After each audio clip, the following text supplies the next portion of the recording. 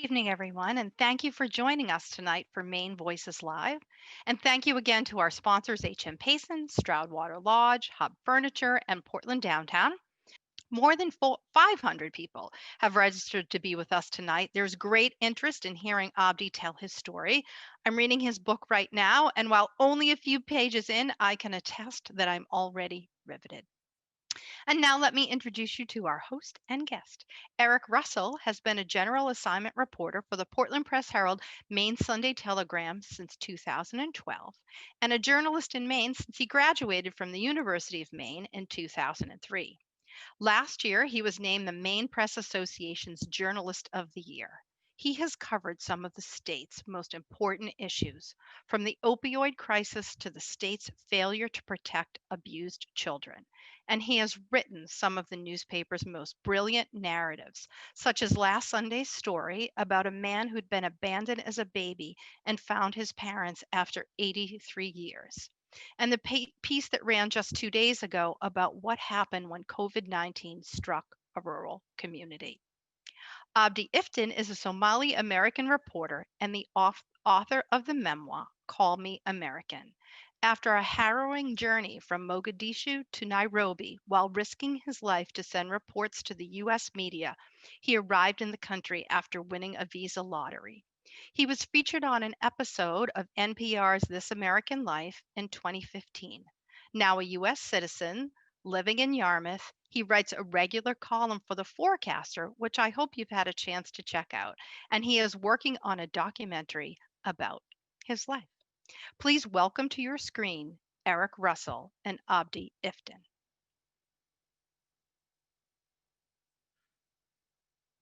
Hello, I'll add my thanks to everybody for joining us and to Abdi for taking time out to talk to us and talk to everybody out there. Abdi, I think the last time you and I saw each other, you were taking the U.S. citizenship oath. And I want to ask you first how your life has changed in the last, I guess it's been pretty close to a year since you've become a U.S. citizen. Right, Eric. Thank you so much. Thanks everybody. Thanks to everybody who's here with us, Portland Press Herald. It's been a journey.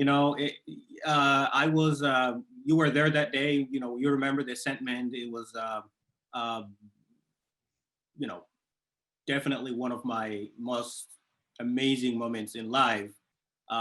It was a feeling of reborn, re-energized and getting the rights and responsibilities of this country to do something bigger. And that has worked out. It's been a very difficult year, as you can imagine, in so many ways, but being able to cast my vote, for the first time in my life, was a, you know, a historic moment. And I was it was not more of an of a voting for the first time. To me, it was way more than that. It was a feeling of feeling empowered, feeling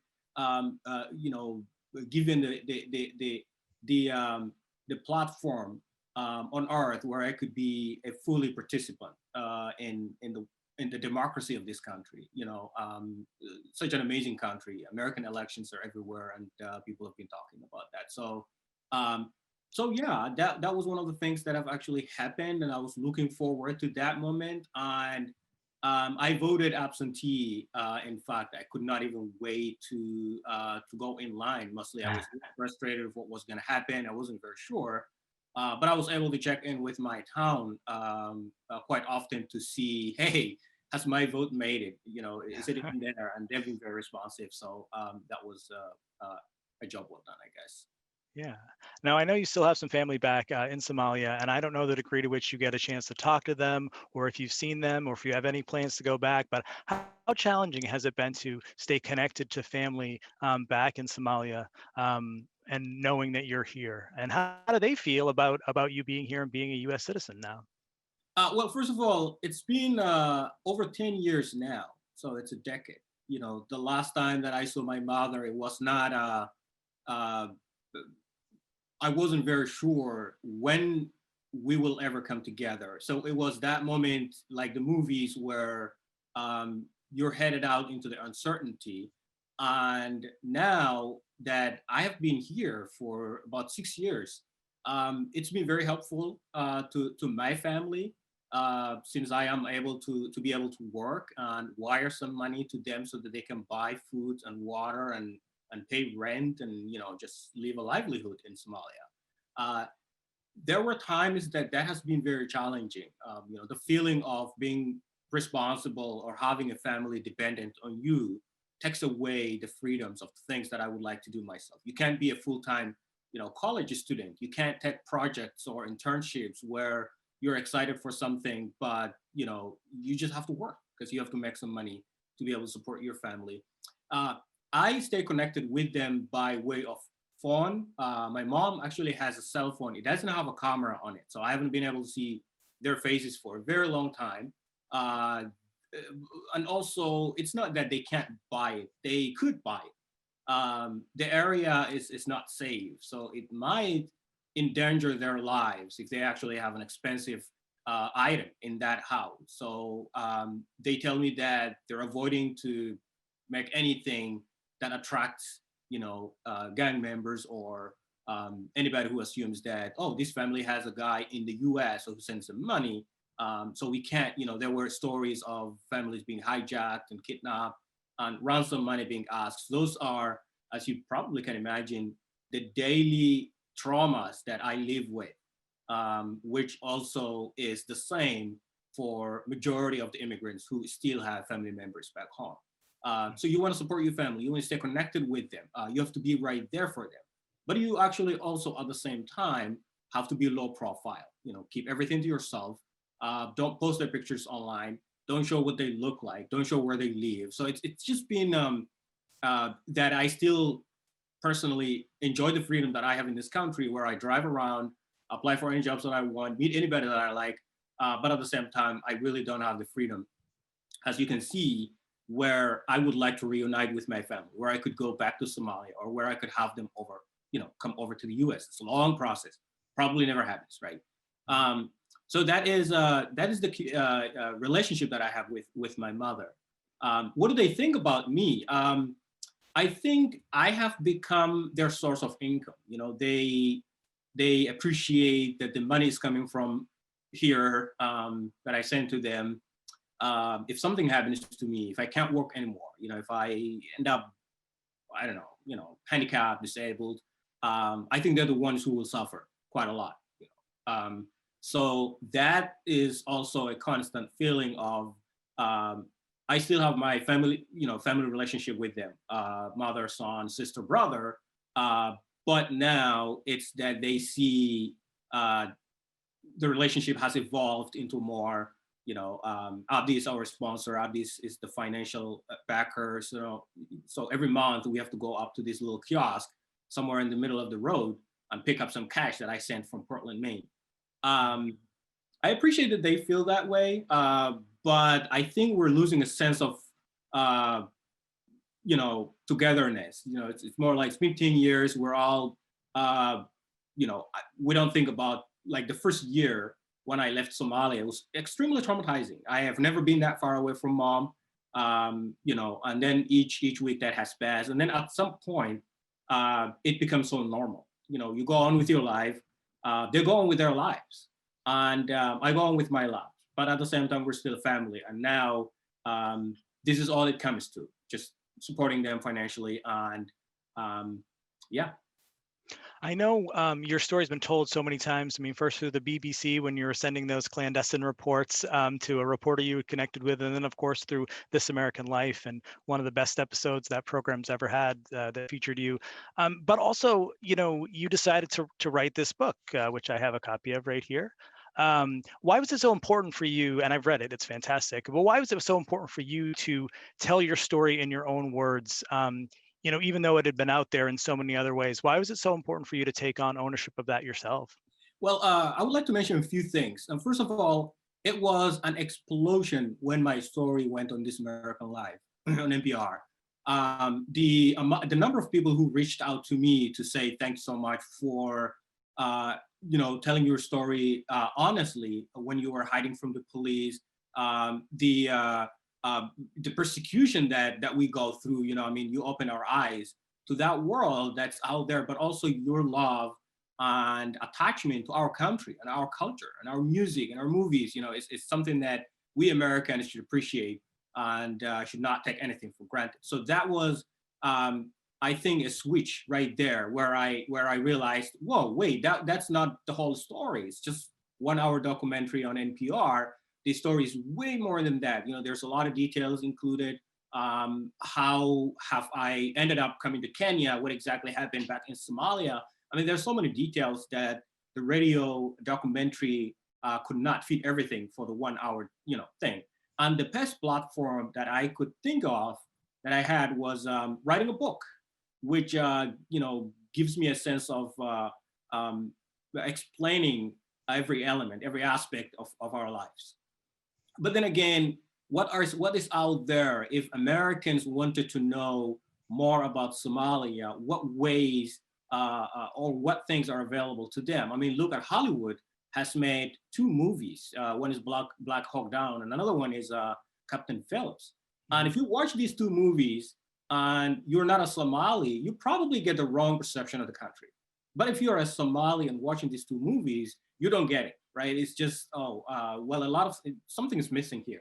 The human story is missing. You're telling the war, the conflict, the persecution, famine, droughts, and Americans killing Somali warlords, the Somali pirates.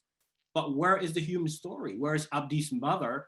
You know, this woman who was caught up in the middle of the war, but decided to not give up on her kids. So took us from the city up into the wilderness of Somalia and watched us while we went to sleep with an empty belly.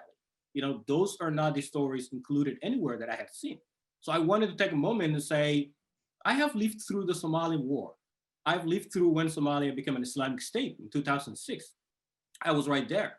I was still there when America was heavily involved and labeled Somalia as a safe haven for terrorists, right? One of the axis of evils.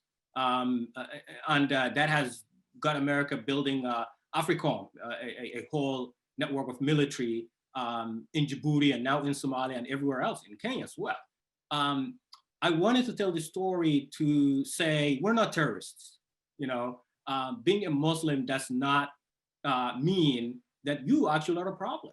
So you can have someone like myself, Abdi, who's a Muslim, but who also loves music, who also loves American culture and the idea of America itself. The fundamental freedoms that people here have are the things that were motivational to me. I wanted to get to that point. You know, I needed to find a free life where I could wake up without worrying of anybody knocking on my door, and then walk around freely without anybody targeting me for who I was. And those are not the stories that are told. And I wanted to put that out there for the people to get to know. Now, there are a lot of immigrants, a lot of Somali immigrants that have settled in Maine, even before you ended up here. And I think you probably have a status now as a higher than average profile immigrant. Do you feel, I don't know if it's pressure or responsibility to keep telling your story and keep reminding people of your immigration story? Does that feel like a responsibility to you outside of the book and other things? I mean, now you've got this column that runs in the Forecaster, and it gives you an opportunity to kind of keep your story out there as often as possible and keep reminding people this is what immigration looks like in this country. Yeah, I think courage is what I needed to get to where I am. Yes, there's a definitely a large growing immigrant community in the state of Maine. They've been here before I came. I was only here for 6 years. I think in terms of speaking about a pressure can come from anywhere when you become a figure who wants to talk about something, one issue. And ever since my story was on the radio and I published my memoir, there's been a lot of pressure, coming from both sides. There's those who you cannot identify, you don't know what political views that they have, or religious views, or what nationality they have, who would just, basically come onto your Facebook or Twitter and say, few things to try to disappoint you, discourage you from taking the path that you take. I have no idea who they personally are, but also, what things are there culturally appropriate in certain areas. For example, in the Somali community, which I am, one of them, it's hard to, for example, just say, I just want to talk about honestly what happened at the mosque, the conversation that I had with you in terms of like asking me to become a constant visitor at the mosque almost every day. My response to say, well, I actually don't have time for that. And I totally understand. When I was in Kenya, you just have to go to the mosque regularly. That's how it works. When I was in Somalia, you have to go and do that. But here in America, as you can imagine, sometimes you find yourself in the middle of this complicated moment where should I just jump into my car and drive to Connecticut, which probably is 5-6 hours. So what that means, you're going to miss the afternoon prayers.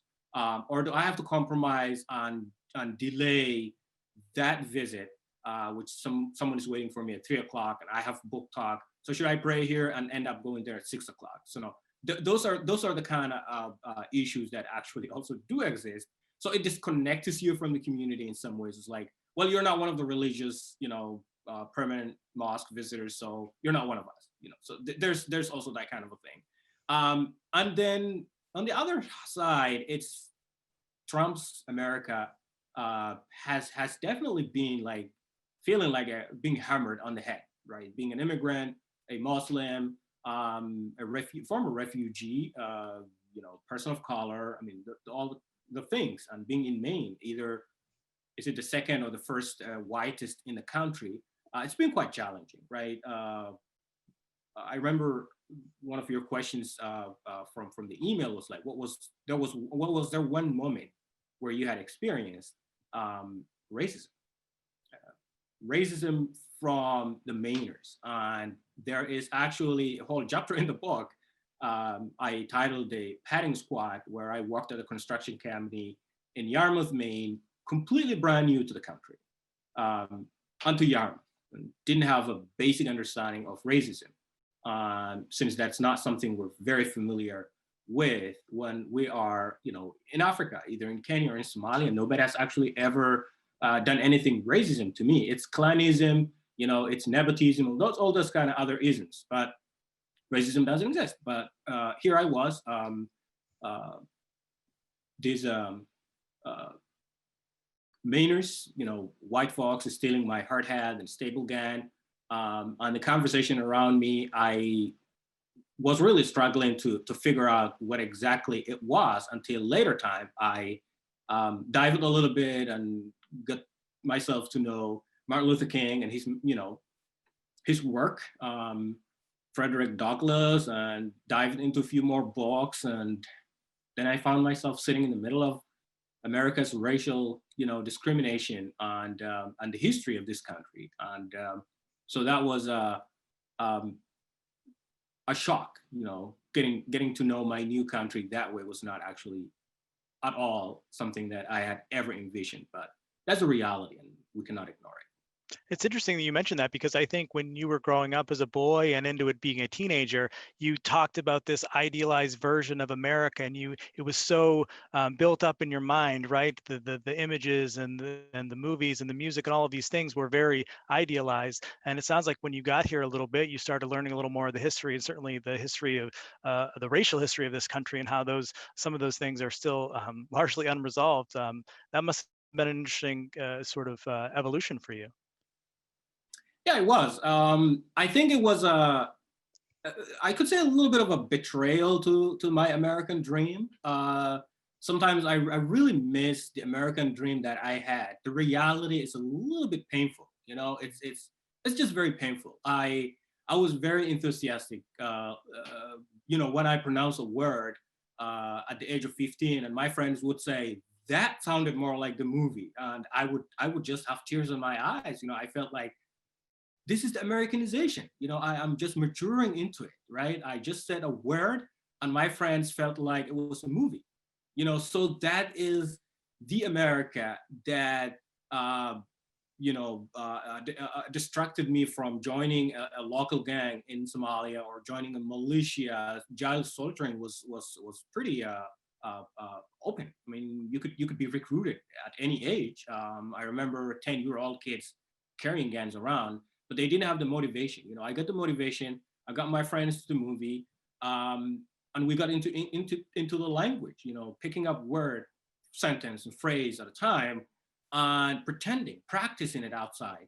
And then music came, right? And that is the American idea, the America that sent us, Michael Jackson or Tupac or Bruce Willis, and these movies that made it all look like this is amazing. I just want to live on that street in that kind of house that I see in the movie. I want to ride that yellow school bus. I want to, but I'm not there yet, right? Here, sometimes I realize the yellow buses are driving back and forth, and I'm not paying that much attention. Whereas a long time ago, through the television, I was paying attention to every detail in everything that I see. The orange juice that they drink in one of the Terminator movies, when they run around the mall that he's chasing this guy, everything that's out there is what catches your eyes. So there's so much love and desire for being here, right? And everybody has that right. The same way that the Americans born into our households, when they're 18, that they can decide wherever they want. I want to move to Arizona because I feel like it. I want to get to college to that. I think most of the parents would be like, well, great, just move on. And you can definitely go there. I think migration should also be seen that way. It doesn't matter if you were born in a war-torn country or in a country that's autocratic, that the citizens of that country don't like the leadership and that they decide to choose to go somewhere else. They have every single right as a human to choose to do that. And I actually chose that. There were moments I had encounters with my mother where she would say, well, why don't you give up on that? Because it's not happening. We don't have a family or relative in the US, so we don't know any other way that you can ever go to the United States. And I remember my mom saying, well, you know everything about America. You know this guy, Arnold Schwarzenegger, Bruce Willis, Denzel Washington. You mentioned their names, these musicians, endless, 10, 15 of them. But do they know you? And that was a good question. And I said, well, they don't, right?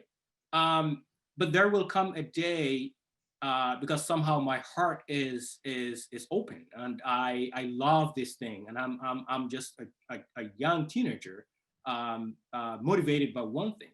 And if you really work on it, you will find it. And then that moment when I took risk of becoming a citizen journalism or doing audio diaries and sending that audio diary to the United States, and that it ended up on the radio, that was bingo, right? Now America gets to know me, my voice is on the radio, and families who are fixing breakfast at home, hear me talking. And that's exactly how the network has happened. That's how I ended up coming to Maine, because there's this Maine family who heard this story and who said, wow, I need to reach out to this young man.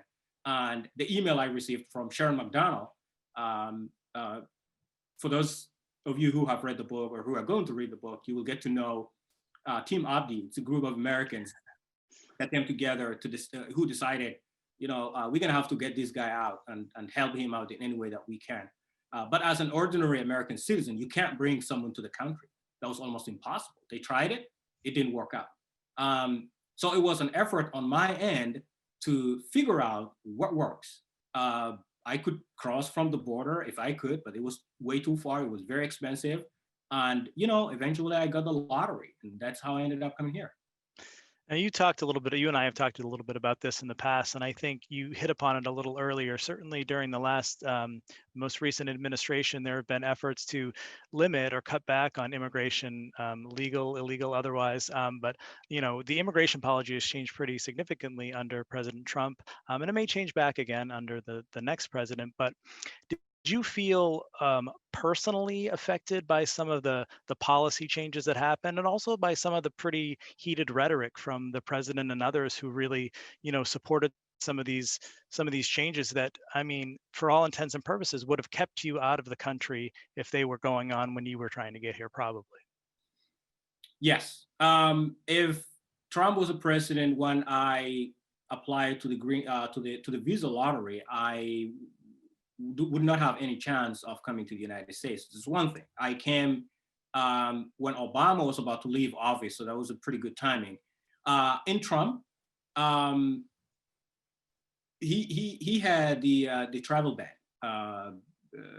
and my brother had a very good chance of coming to the United States. He was in Kenya for 15 years at the time, so his process has been going on all that long. And he went through all the interviews and all of that. So he was only waiting to hear from the embassy, State Department, to just give him a green light. And when Trump came and the travel ban came, shockingly enough, he received an email which told him to not come for pursuing the U.S. visa anymore. And it was a kind of like diplomatic email which told him all avenues are exhausted and we're going to have to reject your visa, but they did not provide any reasons. If they gave him a reason to say, this has happened, that would be something. Up until now, he actually does not know exactly what happened. We do not know. We tried everything to connect and contact with the State Department for them to provide to us information as to why my brother has been denied. And it's very clear that this has been one of the policies of President Trump to reject as many refugees as you can, particularly from these 7 countries, Somalia, Yemen, and others. The same year that my brother was denied, I'm sure that the European immigrants who applied to student, whatnot, immigrant, not immigrant, have still been able to come to the country. So I still think it's a racist, act. The president hates certain people, certain faiths, certain groups of people, and he wasn't even shying away from that. He came to Portland and he had clearly said that the Somalis here are just a problem, right? Probably remember that. So that's one major headache that my family has received, my brother being denied, and his whole dream of ever coming to the United States sort of crashed since he was denied indefinitely, that he might not even reapply. So that chance was not even open for him. Well, I just want to give an update to the audience, the readers, that my brother has made it to Canada. Wow. The US has denied him, but Canada has not. So we applied to Canada and give them all the information. We gave them details as to why he was denied, and we sent, email to them to just let them know that we don't even know a single reason why my brother was denied. If the US would say, we found this person in the list of terrorism, Canadians would never let him in. That's an evidence. They don't have an evidence. Nothing has happened. So now he's only 9 hours from me. He's in Toronto, Canada. And when things open up, I just can't wait to see him again. That's outstanding. You mentioned a little bit before about sort of coming to grips with some of the racial issues in this country that are still unresolved. And I know you've gotten involved at least a little bit in the Black Lives Matter movement. And I wonder if you can kind of give me your assessment of, the effectiveness of that movement, whether, it's having an impact and whether it's going to continue to have an impact, and why it's important for you to lend your voice to that. Well, I would like to say, first of all, that the Black Lives Movement has really energized me. Well, this is not something that can happen anywhere else where I've lived before, right? Once you try to stand up against injustices done by the government, you're in trouble. What I found in America, just in case the audience here are thinking I'm disappointed in the US, I actually am not. I feel like the individual's right in America to resist and rebel against your own government, your own president, is such an amazing power. And I was very proud to be part of the Black Lives Matter because I'm a Black man. I have to be right at the front as much as I can. And this has been a movement from coast to coast, right? But then the question is what are we really looking for? America's racial discrimination is deeply rooted in the system. We don't even know if we can do anything. But as much as you can express your concerns and get your voice out there and speak up and have your pictures taken, and that you can talk to the radio and to television, that itself to me is the beginning of a powerful movement that will actually change America from the bottom up. I think, because I don't think the Black Lives Matter is it's a group that just rises and goes down. You know, you can see that communities are having local conversations. The Somali community, who mostly disassociated from the African Americans, we're not the same. You know, African Americans are African Americans, and for those of us from Africa are Africans. Even though we like to be identified by the nationalities, I would prefer Somali American than African American. But also at the same time, we're now in the same box where any if the police is shooting at a Black person, I would be that one. They don't discriminate. They don't differentiate one from Africa and one from the U.S. So we're all in the same box, and this is our fight together. So I really thought that it has get me motivated again. That the America that I envisioned from childhood is yet to come. That's all I can say. We have at least we are on the right path. You know, that's all I can say. But compared to wherever, you know, Somalia, for example, where I was hiding from any leadership, any authority, because I couldn't stand up to them. You know, they put bullets in your body, and this is the end of it. Here, that is not a reality. You know, it's just that the police is shooting one, and we're rallying. We're showing our power. That we're not giving up. That if you touch one person, George Floyd, I didn't know him until they murdered him. But then now he's our hero. He's part of us. He stays with us for probably for the rest of our lives. It's a story that will continue to, you know, to be mentioned, to happen. And I think it also changed the world. It's a conversation that I had with my mother, who would say, well, we want something like that in here. You know, when someone kills your relative, you just have to stand up and rally. So I think it's something that I'm really very proud of to be part of. Now, you talked a little bit about, you know, being an immigrant and being a new citizen. I'm sure that you've encountered people along the way before you became a citizen and since that have been really embracing of you, and you probably encountered others who, you know, don't want to, you know, give you the time of day, and that's always going to be the case. But what about people who just frankly don't know how to be good supporters of immigrant and refugee populations, or don't know how to be good allies? What can they do to better show their support, to better be allies to this growing Maine community? I think the first thing is listening and understanding, right? Turns out that most of those who have suspicion of us are not having a conversation with us. And that if you're not talking and understanding and listening, it's very hard to get to know each other. For example, what if I came to the US and decided not to hang out with the Americans? What if I stayed within the immigrant community? It could have been really hard for me to get to know the way it works. You know, what are majority of the Americans thinking? You know, what do they believe about us? Is there a misconception, misunderstanding that I need to clarify? But also, would you mind accepting me based on the differences? If I can't pronounce a word, if I don't know how to celebrate Thanksgiving or Christmas, you know, just don't assume that I'm actually not with, you know, one of you. It's just we live in a variety of country that has a diversity, you know, people from all kinds of backgrounds everywhere. So I assume that most of the people have a feeling of just hate and not accepting. There's a feeling of, as long as you speak a foreign language, even if you speak English, that you don't belong, right? There's that sentiment as well. And we have seen within the leadership of President Trump in Charlottesville, you know, you will not take over, you will not replace us, things like that.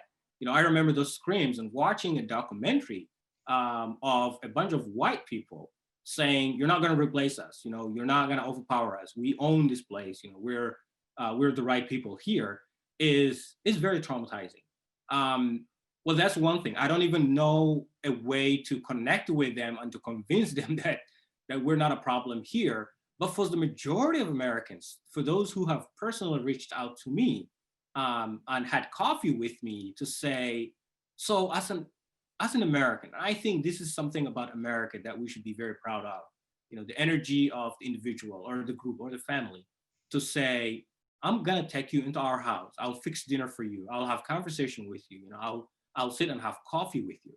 But I need to discuss and listen and see if I can understand your story. And once you have an understanding of this person's story, I think the mutual connection sort of begins right there. I think one easy example is I joined a white family, a family that has never had a Somali in their house, never had a Muslim in their house. It's a family who took the gamble. They said, "Oh, we can have you come over here." And now, 6 years later, well, we go back and talk about those issues, and they would say we were so freaked out. We have no idea. You know, we had no idea how you would behave, what things you don't like, what things would just drive you crazy. But now I haven't really compromised anything. They got to know part of my culture. I can pray in the middle of the kitchen, and then they would just stop. And then when I finish, they would just move on around, right? And when they do their things, if it's either ringing the bell at dinner table and going quiet for 25 seconds, I'm one of them. Christmas is not something that I really did in Somalia. It's something that I don't consider religious anymore. So we get gifts and put them under the tree. Depends on who you ask. There are certain Somalis that are not okay with that. But to me, it's not compromising anything. I didn't drop my culture to do that, but it combines us together. It makes us love each other and respect each other, right? As long as you're okay with my, you know, my holidays and whatever comes to my mind that we used to do back in Somalia. If I'm taking a shower by bucket and not using anything else, and you're totally okay with that, you know, we're fine. If I'm eating with my hands other than silverware and you're sitting at the table and not feeling disgusted, you know, that's what it means getting to know each other, right? And it's really been very successful. And now we don't even consider each other. If I don't see anybody, any one of them, as stranger. You know, we're in this together. We feel like a family, just one family. And this also applies to almost every other close friend that I have, not only from a white Mainer, but also from other backgrounds. If you're from Rwanda or South Africa, you're not a Somali. You speak a different language, a different culture. We got to know each other. We started playing soccer, and I got to know what food you eat and how you celebrate your,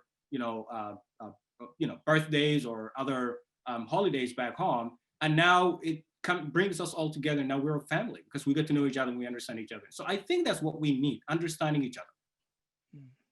Well, we'd love to take some questions from the people that are participating. We'll try to get to as many as we can. If you have questions, you can go to the Q&A thing down at the bottom and add them, and we'll do our best to get to them. So one of the first question I want to start with is somebody who's reading the book and says that you don't touch upon September 11th and sort of what the impact of that was when you were living. I don't know if you were in Somalia then or in Kenya then, but what was the impact of that event in your life? Talk a little bit about that. Good question. I was in Somalia when 9/11 has happened, and there's a little bit of that I talked in the book that you can find. Not much in detail, but I was definitely young, probably 14, 15, I think, and as the days went on, and everything ended up on the news. I remember, if you go back to the book, I think one of the things I wrote about was the rallies that were happening in Mogadishu, more like opposite rallies. Some were rallying because they felt America was destroyed and beaten up by Muslims. So there's that little bit radical group. And then there's the other side, which is mostly youngsters, including myself, who would just go around and say, we need peace in this world. What's happening? Everything is crazy. And I would say the effect as the weeks went on, that President Bush was making speech, and Somalia was in his, one of the countries that he mentioned. I remember that everybody was scared of airstrikes because that was a rumor that the U.S. was coming and bombing everything, in Somalia. And definitely U.S. has taken an action against Somalis at the time. They stopped the only functioning money wiring system called Al-Barakat. And that has affected thousands of families who would receive their money from family members in the US who are sending money back to Somalia, and that has been stopped.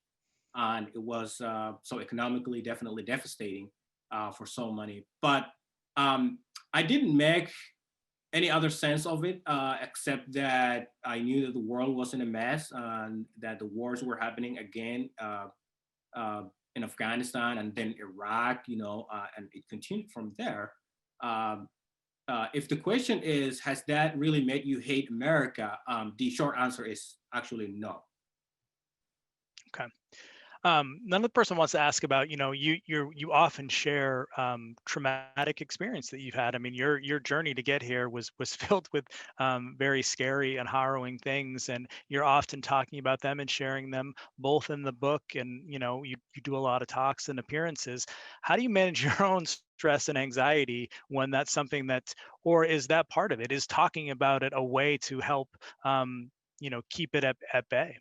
It is. It's part of it. If I talk about it or not, I was told that my trauma, which is childhood trauma, is not going away. Right? I have panic attacks and PTSD. It's permanent, and it's probably going to continue. As you grow up, because those memories are still alive, and my family is still in Somalia, and they're living in the same area.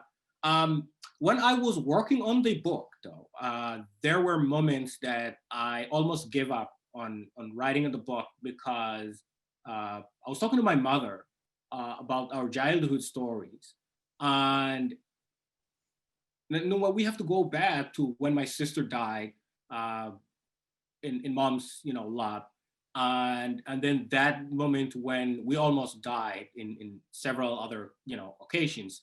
And my mother would just have tears in her eyes and she would not talk to me. And it makes us both very upset. But then I realized that's what storytelling is. You just have to write that moment, because if you don't share it now and put that in a paper, you're going to regret at some point, because you have to leave this stuff to the shelf so the people have to know. We have a whole generation of Americans growing up in Maine who have never seen Somalia. But their background is from Somalia. Their parents were born in Somalia, but they were born here. They need to know what happened to somebody when I was their age, right? They need to go through that.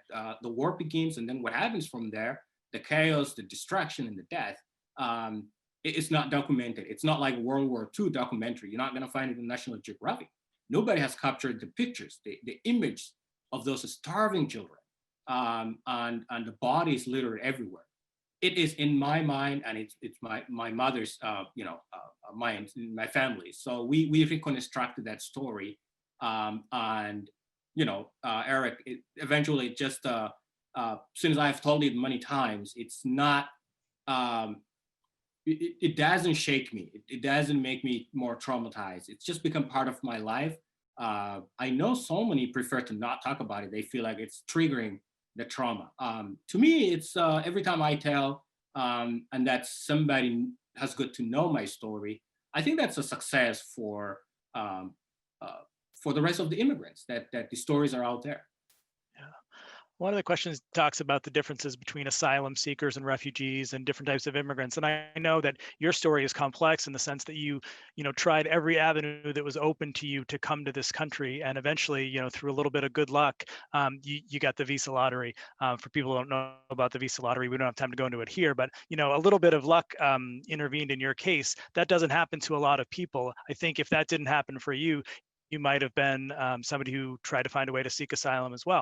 And so this person is asking a little bit about how you feel about, these hundreds of asylum seekers that were coming to Maine and coming to Portland from the Congo and from some other African countries, I guess, a year and a half ago. Do you make any distinction about their journey and their story versus your own, or are they all the same story? They're all the same story, Eric. If I didn't have that little bit of luck to win a lottery, right now, I would be an asylum seeker somewhere. There's no question about that.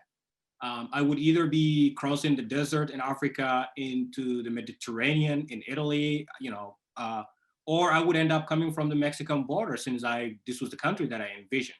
Actually, I tried in 2012 and 2013. I didn't have enough money, which was more like $500, to cross the desert and the ocean to get into Europe. I couldn't afford that. If I did, I wouldn't even apply for the lottery. By now, I would be somewhere in Europe, or the boat would capsize. I don't know where I would be. So what do I feel about the 500 plus asylum seekers that are with us? Well, without using the asylum seekers, what else do you see? These are human. They're human beings. They are like us. I see myself in their shoes. I would be one of them if I didn't have the luck to be here. But the only difference is that I wouldn't have all the privilege that I have right now. No driving license, no green card, no citizenship. You can't vote, but you would be entirely dependent on the country. But it doesn't mean that these asylum seekers are incapable of doing anything. A lot of them are, if you talk to them, if you have a conversation with them, you come across that they have been doing amazing things back in their countries. A plumber, electrician, engineer, the mother who has worked almost everywhere in her country. They need that moment here. They need to find that job so that they're able to support and help their families. But it's the system that's sort of like piling them up now as asylum seekers. They can't find jobs. And so there's nothing wrong that they're here.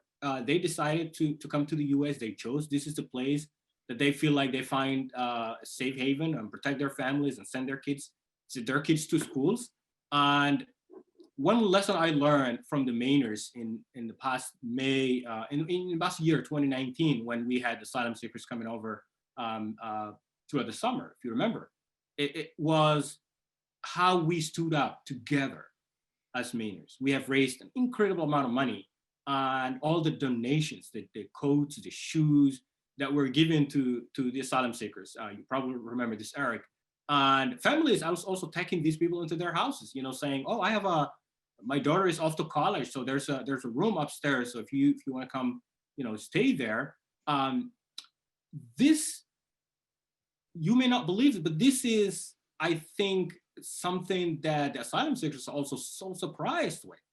The government is giving them a hard time. They're not going to get their documents in a very long time. But the US, the Americans, don't give up.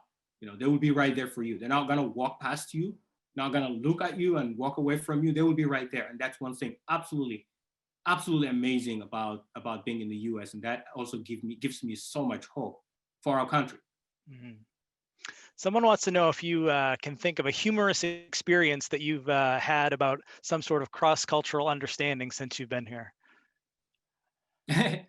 Well, that's a good question. I mean, I think there are several experiences or things that I can think about on top of my head.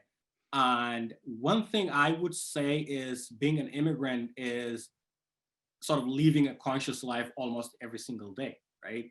I think my first experience was going to the Dunkin' Donuts and trying to order something. The choices that America has almost everywhere, at the grocery store, at the coffee shop, where my immigrant friends would probably, agree with me on this. If you're in Somalia, there's only one kind of tea, right? You just say tea to the woman and she gives you the tea.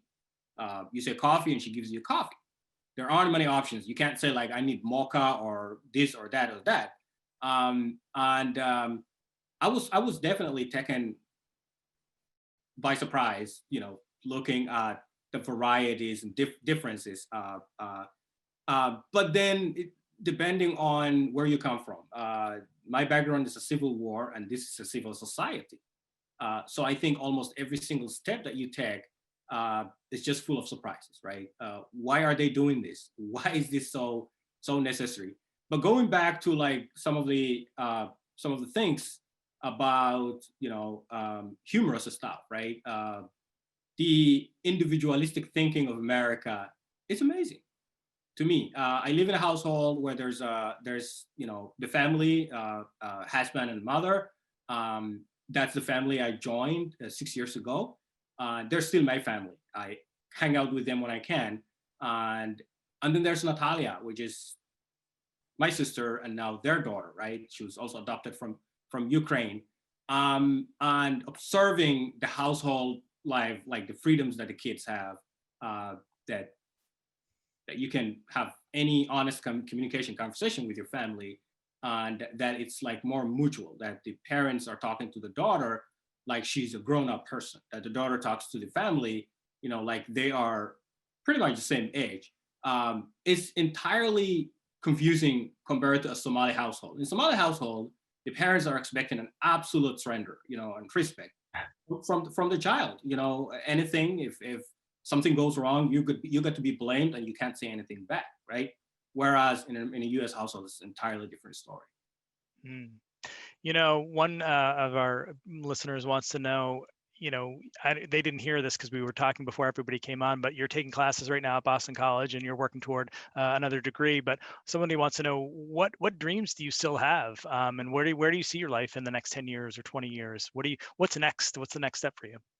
I think to me, it's I want to be part of the change. We see that America is a moving vehicle, right? It's not stopping. There are several things we had learned from Trump and Trump's administration, and I'm on the side to fight for justice, racial justice, or a change of immigration policy within the government. So I see a lot of fights ahead, and if they, I think I understand the question, but also it's like, what are your responsibilities to your country, Somalia? Do you have an attachment to Somalia? What are you going to do about that, right? This is a decision that I have to make, but it's a discussion that I had with myself for a while. For now, it's not safe to go back. It's not safe to actually go back and even do any activity. It's easier for someone to come shoot you. So I think what change you can make in America also applies to the world. I think stories like Ilhan Omar's running for office has motivated so many young girls in refugee camp or in Somalia and other places. So I see myself that kind of example where I need to step up to a bigger platform. Where I can make a change, and that change can also be a motivational to not only those here in the U.S. but for the rest of the world. Just as you have learned quite a bit about the racial history of this country since you've been here, I'm certain in the last several years you've also learned about the challenges facing the LBGT community here in Maine and the country. And I wonder if you can talk a little bit about those experiences, particularly because, the feelings about LGBTQ people and issues here are slightly different than perhaps what you were used to in Somalia and Kenya. And I wonder if you could talk about maybe an evolution there. Well, yeah, it's definitely deadly where I come from. And I haven't even seen or heard a lot of the LGBT community in Kenya or in Somalia. They do exist, but they're invisible. Like, you don't hear about them. Because they have to be. They have to be, exactly. And let's say my Somali culture does not promote LGBT, right? It's mostly religious related issues. Like, you're not, Islam tells us that it's only a man and woman, it's nothing in between. But I think now it's a different story. Majority of the Somali immigrants are actually shoulder to shoulder with the LGBT community, and majority of the LGBT community are standing up with us when there is a fight. When the president mentions immigration, when he sets up policies that makes everything hard and difficult, they're the ones right there at the front, fighting for us. That has created a bond, unity, between the two communities. And I think I would be very appreciative and thankful to most of the young immigrant generation, especially from the Somali community. Those who went to school, have a friend who actually decides to become a transgender or LGBT, and once you have a friend, you stand up for them, right? And I think that's what matters. That's how it usually works. Whereas the elderly members of the community don't have these friends. They don't interact with them. So they're stuck with the traditional ways of feeling and sort of like reacting to issues. So that's a conversation that's happening as we speak within the community, to let the young ones decide what their lives, what they want for their lives. I'm not saying that it's easier to come out as an LGBT from the Somali community. That's probably going to be a long time, until we can see that. But I'm also really encouraged by the friendship, by standing up for each other and uniting for the fight. That's what matters, I think. Yeah.